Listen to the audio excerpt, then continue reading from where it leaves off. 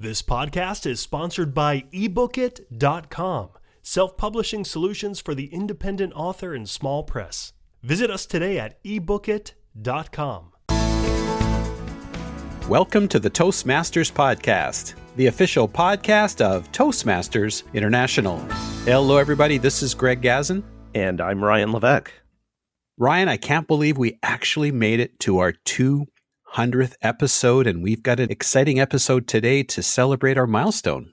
Yes, we do. And Greg, you are also celebrating a special milestone today. I understand that today, March 1st, is your 20th anniversary as a Toastmaster. Yes, that's correct. You're making me feel so old, Ryan. But of course, you're also celebrating one. In fact, you celebrated one just previous month. So you're an older Toastmaster than I am. I've got you by less than a month. 2002. Boy, have things come a long way since then. In fact, podcasting was just barely a thing back then. And we thought here at the Toastmasters podcast, instead of deciding to look back at the last 200 episodes, that we would look forward. We would look at celebrating Toastmasters and celebrating podcasts by having a contest to come up with the best podcast idea. And Ryan, we have our guest today who has been selected as the winner. That's right, Greg. Our guest today is a Toastmaster from Parsippany, New Jersey. She works as a product manager at Verizon and as an advisor to the Harvard Business Review. Born in India, her first name means ray of sunshine in Sanskrit. When reviewing all of the incredible podcast pitches, it was one titled The Experience Passport that just seemed to shine the brightest. Here to share her brilliant idea with us, please welcome to our 200th episode, the winner of the Pitch Your Podcast contest, Rashmi Ketha. Congratulations. Welcome, Rashmi. Thank you. Thank you so much, Ryan and Greg. First of all, congratulations on the 200th episode of the Toastmasters podcast and both of your milestones. It is absolutely my honor to be your guest for the celebration episode. So thank you for having me. Oh, you are most welcome. We are going to get you to pitch your podcast to us. But before we do that, let's get to know Rashmi just a little bit better first. Tell us a little bit about yourself. Sure. I'm a curious individual who loves to learn and share that knowledge to empower others. I am a product manager at Verizon, loving my role to combine the voice of the customer with the art of the possible to create new products using the 5G network. And then when I'm not working my day job, I am both a daughter and an older sister, an ambassador for Girls in STEM, public speaker, financial advisor, entrepreneur, so on and so forth. And then when I do have free time, I enjoy reading books, cooking different cuisines, trying adventure sports, exploring new places, and just meeting, talking to new people. And of course, Toastmasters is something that you fit into your very full life, Rashmi. Can you share with us a bit of your background in Toastmasters? I've been a Toastmaster for almost 4 years now, and my home club is Parsippany Toastmasters. Ever since I was little, I was not one to back down from a challenge. And I noticed that I would be very hesitant to talk in a big group of people ever since I was like 10. Since then, I would challenge myself to get up in front of a group of people and just present something. It could be 2 minutes, it could be 10 minutes. Year and year over again, I would try to overcome that hesitation. And every time I get up on the stage, I would completely freeze. I can eventually come around and complete my speech, but I could not go up without my notes. I couldn't make much eye contact. And even if the content was really nice, it just wasn't connecting with people. So through years of doing that, I noticed that I loved to connect with people, but more so on a smaller scale. I can talk for hours with someone I felt comfortable with, and especially if it wasn't a small group of people. But I would not go out of my way to introduce myself to someone new, let's say at a networking session or present something at a meeting or a conference. So as a person who loves connecting with new people and looking for inspiration from others as well, I cannot always wait for them to approach me. So I wanted to improve that confidence in me to approaching people and making them feel comfortable to open up to me. And that's my story. That's how I joined Toastmasters 4 years ago. It took me years to get to this point. It sounds like, as you mentioned in your bio that you sent to us, that you've gone from a shy introvert to a confident ambivert. That's Yes, that introvert still didn't go away. I wouldn't say I'm fully an extrovert, but I do consider myself an ambivert now. You are aware, Rashmi, that while you're speaking to just Greg and I, there's a listening audience of thousands right now. A testimony to your Toastmasters training that you're handling it with grace and ease. only 350,000 Toastmasters out there. No pressure. So now that we've warmed you up, Rashmi, now here is your opportunity to pitch us your podcast. The floor is yours. Great. I love it. As you know, like from my bio and just talking, I love to try anything new and exciting. Growing up, I found that this was very easy to do with something like a hobby or a side hustle, but it was not that popular for something like your career. I remember when I was in first grade, we had icebreakers to do on the first day of school, just answer random questions. And one of the questions was, what do you want to be when you grow up? And I've always wondered, why do I need to have an answer for this in first grade? And why is it only usually one thing that I want to be when I grow up? And when would I know the answer to this? I never found answers to those questions, but as I got older, I've seen my peers who would focus on one field of interest from very early on were pretty successful right after graduation. And then we'll call them the specialists. And some of us who really did not know or did not have a standalone passion and were trying different things to find our likes and dislikes may not have been successful early on, but developed to have that breadth of knowledge and see their version of success later on in life. And I'll call them the generalists. About 2 years ago, I read a book called Range by David Epstein. And anyone who knows me knows this is my all-time favorite book because he talks about very similar concepts. And I immediately connected to that because I also ask questions like, what actually defines success? Or is there a certain time to be considered successful? Or if you do one thing really well, is that more successful than having a breadth of knowledge in multiple things? So it really goes back to that question we all have been asked ever since we were little. What do you want to be when you grow up? I really feel it forces us to pick something and then stick to that one thing for the rest of our lives. That gives us no flexibility to explore other options, and it kind of also puts us in a time limit on when to achieve it. And that is exactly what I wanted to challenge with the idea of the experience passport. So the concept behind that is, much like how we show off our passports if we've traveled different places around the world, be like, oh, look where I went. Like this is a collection of places where you went officially. How cool would it be if we had our passport of the different hobbies we tried in our lifetime? And I coined that term, the experience passport, but it's basically personal development through hobby sampling to develop a generalist's mindset since childhood for that longer term social success. And if we encourage children to try different hobbies to discover their strengths and weaknesses early on, I believe that increases confidence, that increases awareness, and also a growth mindset. And that thought process will then carry over into adulthood and encourage those same adults to be open to taking more calculated risks. That will build stronger connections and then keep that child inside of us alive by stepping up to achieve those unconventional feats, especially when success in life today is rarely a straight path and much like how it was many, many years ago. So that's the idea behind the experience passport. I think the listeners might be starting to get a glimpse of what we were discovering in reviewing your entry, which was not only a brilliant idea, but a lot of thought and a lot of passion and interest behind it. Did you have an idea about creating a podcast on this topic before the idea of the contest came about? Or did you hear of the contest and then think, I know what I could pitch for a podcast idea? How did the idea of tying hobby sampling to a podcast arise for you? I definitely had this as an idea or a concept for, let's say, my DTM project or Pathways project. And the core of it is my interest in connecting with people and just learning about their stories. I would love to interview different people. And I know there are the two categories, generalists versus specialists. So I wanted to hear from both sides and listen to their stories and hear their definition of success.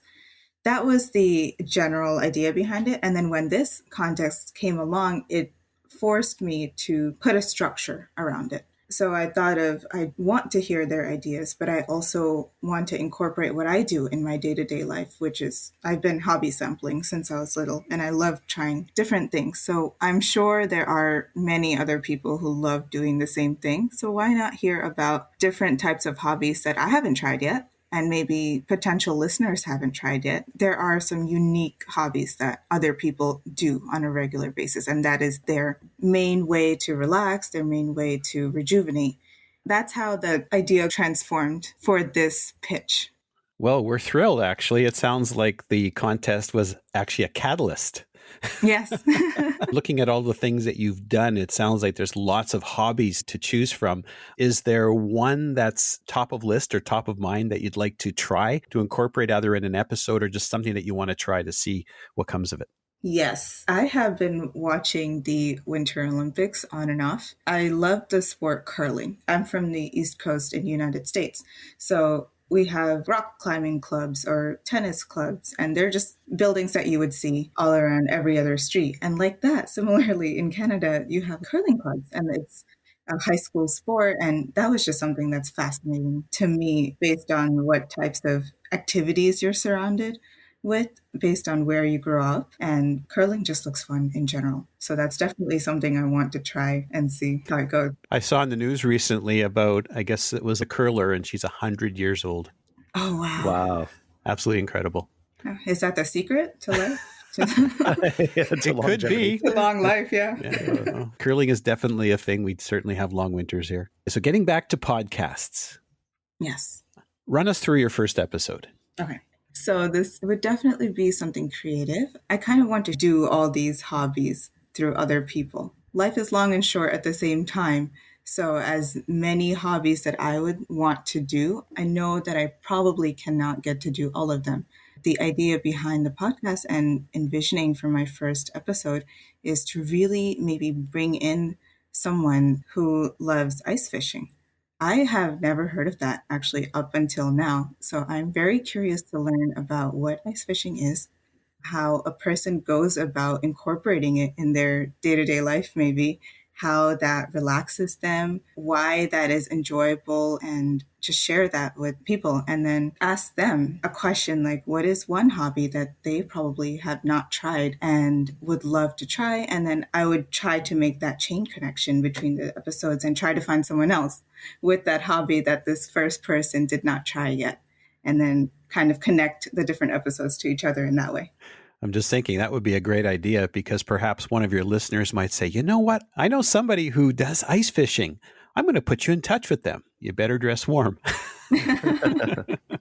Rashmi, as I'm listening to you share this concept, your show could almost be called Pitch Us Your Hobby, right? Where people could pitch their hobby to you and then you can see which ones rise to the top and then decide which ones to actually try. So it's almost like a way to outsource hobby sampling to live vicariously and then see where you want to invest your time. It seems that you've done a lot of hobby sampling in your life. And of course, there's a lot more hobby sampling that you want to do. Can you share with us perhaps one of those hobbies that you've done or some activity that you've gone through that you never thought that you would have done? Okay, I love the journey of each hobby category I picked up so far, and I really saw that I learned best in moments of enjoyment. For example, with travel, when I visit new places, I collect fridge magnets from there, and now I have a story for each of, let's say, like 50 magnets. And then for music, I started with playing the piano, was part of a choir group, then switched to playing the violin and then the guitar, and then also was part of an a cappella group. And then for sports, I think I started rollerblading when I was 5. That went to ice skating. I actively played badminton, rock climb, swim, bike, run, jump rope. And then recently went skiing for the first time about 2 months ago. So I love that experience. Food was something that I found very surprising. I grew up eating mostly South Asian cuisine, so foods from India and around India. But I started baking cakes when I was little, and I love decorating I feel like I'm more of a person who likes plating and just seeing food come to life because we eat with our eyes first and then our mouth. And then eventually that baking switched over to cooking. And then I wanted to spread my palate from going from South Asian foods to trying different cuisines. So up until today, I've tried almost 15 to 20 different cuisines. And I would say if you asked me about 5 years ago if I would ever try Ethiopian food, I don't think I would have said yes. But Ethiopian food is amazing.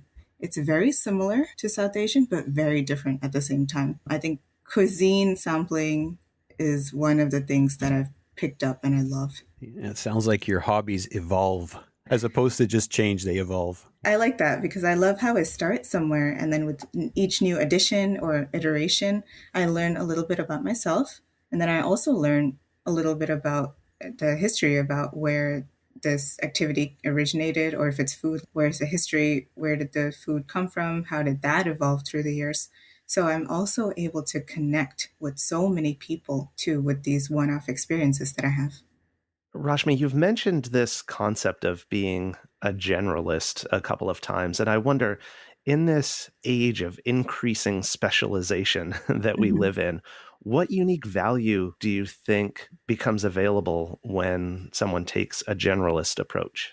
I would definitely consider myself a strong generalist, and it's only because I've lived through it so far. For example, in my career, I was not always in the technology and business fields. I loved physics and math as a child, and then I was interested in biology and chemistry as I was growing up, which encouraged me to become a pre medicine major in college. When I wanted to pivot, I went into computer science and was fascinated by machine learning, artificial intelligence.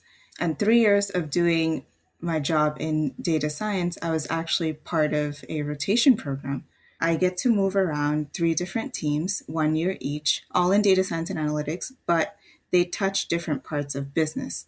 So I was building, let's say, machine learning models for the marketing team my first year, the finance team my second year, and then the platform engineering and the internal team my third year. So with each year, I was doing my technology work, my technical work, building models, but it forced me to ask questions like the code that I was building, how is that directly impacting business? What needle am I helping to push? And how can I make this better?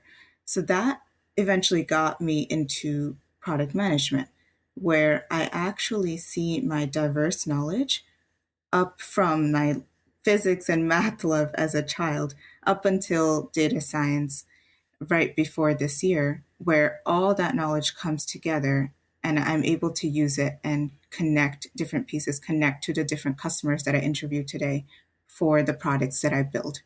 If you told me that I would be in product management a few years ago, I would not have believed you because of the different steps that I took, where I jumped from, and how I can connect different pieces together today. That's what makes me a strong generalist. And I do believe there is key value in this. Obviously, both sides have their own pros and cons.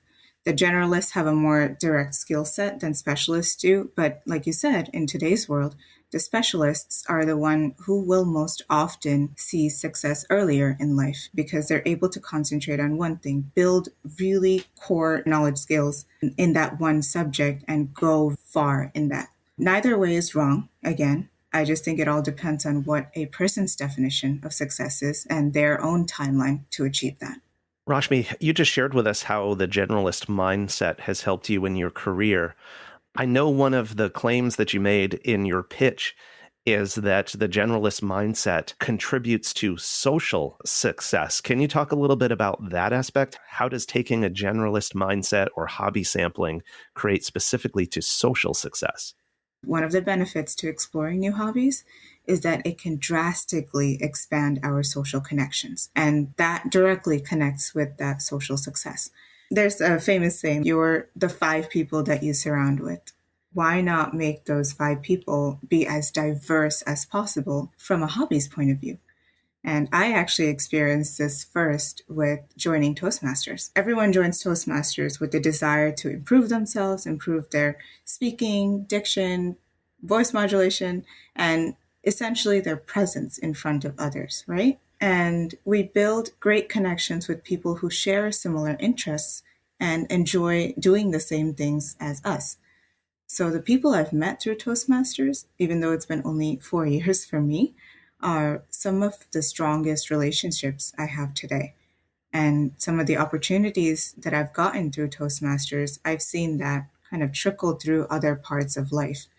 Building those social connections, those relationships with other people while you're both enjoying doing one hobby together, that will definitely contribute to that social success. Rashmi, we've heard that a generalist mindset can certainly help in your career. It can also contribute to your social success. Can you think of any specific transferable skills that you've been able to acquire through hobby sampling? One of the sports that I continue to play today pretty regularly is badminton. As you know, badminton could be played just one versus one or in pairs, like two versus two. So one versus one is easier. You know where to go, you know where to run, hit it back. You have a little bit more freedom, flexibility, and control to how you are able to move around the court. But if you're playing with a partner, there's a whole skill set that you need to pick up just from that switch, even if it's in the same sport. And you bring in teamwork, you bring in communication, both verbally and non-verbally. And then you have to work together to achieve the same goal of winning the game. If you need to hit it back in badminton, you either need to shout if you're the person in the front, like, I got it. Or if it's going too far behind you, the person in the back needs to shout, I got it. If neither of us says anything, then we both fail. So that's one thing that we learned pretty early on. And then if I'm the person in the back, I have to keep watching my partner in front of me, how they're moving, that they're not blocking my shots and I'm not going to run into them in a few seconds. So it's also that nonverbal communication of taking in the visual cues and moving around the court.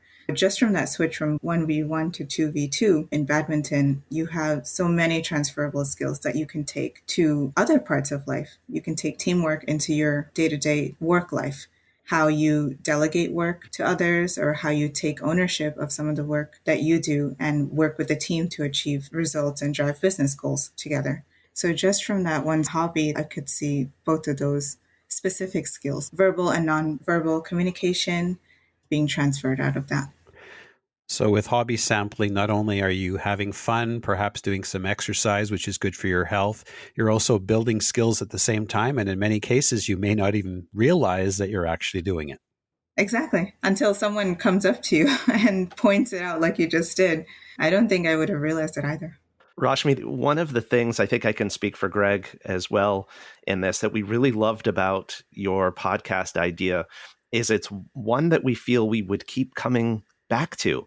I mean, badminton, for example, I haven't played that since my freshman year of high school. Just hearing you share about it, it actually is making me feel like, oh man, that would be fun to get out there on the court and play badminton again. It's just a podcast we would sincerely be interested in listening to. And so to wrap us up here, I guess the big question is, do you have any plans to move forward with this podcast idea? I would definitely love to try it. Like you said, it's started off as a list of ideas, list of hobbies and themes for my podcast. And then with the goal of finding inspiration from others and also trying to inspire others, I would love to have podcasting as my medium to do so. I feel like throughout this one episode itself, we walked through how to transform an idea into a podcast that I could literally go record tomorrow. So I'm really excited to start this off. And both of you are, by the way, already my guests when I do so. So you have no choice there. Awesome. Well, you've already got 2 listeners here, plus I'm sure a number of the folks from World Headquarters that we collaborated with on this contest would also be listening to your podcast. So we can't wait to hear it. Rashmi Ketha, thank you so much for coming on the show. Thank you for participating in our contest with your wonderful idea and for helping us celebrate our 200th episode in a really special way. Thank you. Thank you so much, Ryan and Greg, and congratulations once again. Folks, if you've enjoyed this episode and you've found some really great ideas, perhaps you might get into hobby sampling as well. Please take an opportunity to share this with your friends. You can find the Toastmasters podcast at toastmasterspodcast.com, toastmasters.org, Apple Podcasts, Google Podcasts, and everywhere you get your podcasts. Well, Rashmi, please do keep us posted. We can't wait to hear your podcast. And for folks who are listening that might want to connect with you, what's the best way? Definitely LinkedIn. If you just look up Rashmi Ketha on LinkedIn, you should be able to find me pretty easily. All right. Well, feel free to pitch your hobby ideas to Rashmi. So that's Rashmi Ketha. That's Rashmi, Rashmi Ketha, Ketha. Did I get that right, Rashmi? Yes. Fantastic. Rashmi Ketha, it's been an absolute pleasure. Thank you so much. To all our listeners, thank you for tuning in to the Toastmasters podcast. We just wanted to take a moment and also reach out and thank all the members from all over the world who submitted their podcast ideas and made this a real contest. Needless to say, selecting a winner was not an easy task for the judges. That was the Toastmaster Magazine team and, of course, Ryan and I. Over a period of a few days and probably the better part of the weekend, we sifted through all the entries, reviewing and discussing. Did they meet the criteria? What were the merits of each one? In some cases, it was like an Olympic photo finish. We narrowed the list down to 10, then to 5, then to 3. But at the end of the day, there could only be one winner. And that, of course, is Rashmi Ketha from New Jersey with her podcast entitled The Experience Passport, talking about personal development through hobby sampling. Now, we also have 2 honorable mentions, and they go out to our runner-up, Cristobal Colon from San Juan, Puerto Rico, and his podcast, Nos Cambiaron los Muñequitos, inspiring reinvention stories and guidance from experts that can help the audience deal with change. That came about as a result of the disaster in Puerto Rico. The podcast is in Spanish. There was an episode in English. Our second runner-up is Jessica Roper. She's from Hastings in the UK. Her idea, the champion mindset, and how she's going to apply the lessons she's learned from becoming a 2-time English kickboxing champion to her public speaking. All 3 winners will be receiving a winner's certificate. As for the others, some entries already had podcasts in existence. Keep them going. For those of you who just had an idea, we encourage you to take on that level 4 elective and pursue it. This is Greg Gazin from the Toastmasters podcast. Till the next time.